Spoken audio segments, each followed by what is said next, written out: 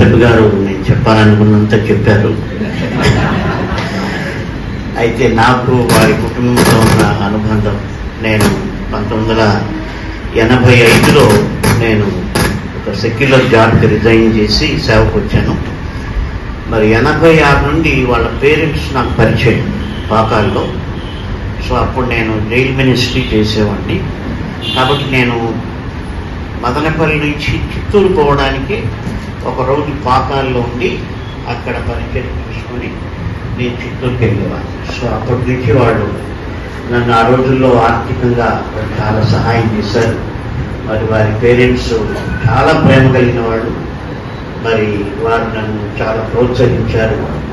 మరి అది జ్ఞాపకం చేసుకొని వాళ్ళు ఇక్కడ నన్ను వాక్యం చెప్పడానికి పిలిచిన దాన్ని బట్టి నేను వారికి కృతజ్ఞత తెలియజేస్తున్నాను.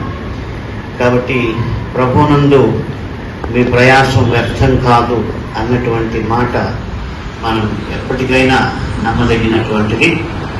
కాబట్టి మరి వారు నాకు ఇచ్చినటువంటి అవకాశాన్ని బట్టి దేవుని స్తుతిస్తూ వారికి కృతజ్ఞతలు తెలియజేస్తున్నాను.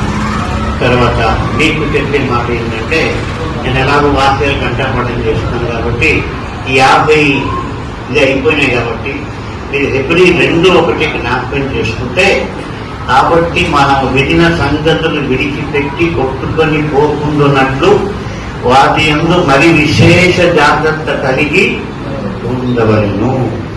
కాబట్టి ఈ సెమినార్లో ఏమేమైతే మీరు విన్నారో, విన్న సంగతులు ఏమవుతుందంట, విడిచిపెట్టబడి కొట్టుకొని పోబడేటువంటి ప్రమాదం ఉంది.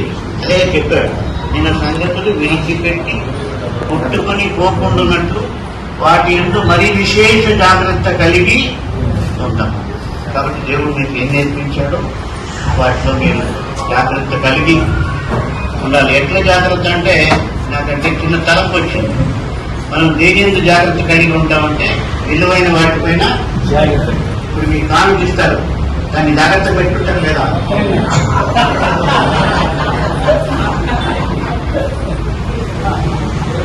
సపోజ్ ఇక్కడికి మీకు ఎవరన్నా పెద్ద కానుక ఇచ్చారనుకోండి, దాన్ని మరి విశేషంగా మరి విశేష జాగ్రత్త కలిగి ఉంటారు. కాబట్టి వాక్యం శ్రేష్టమైంది.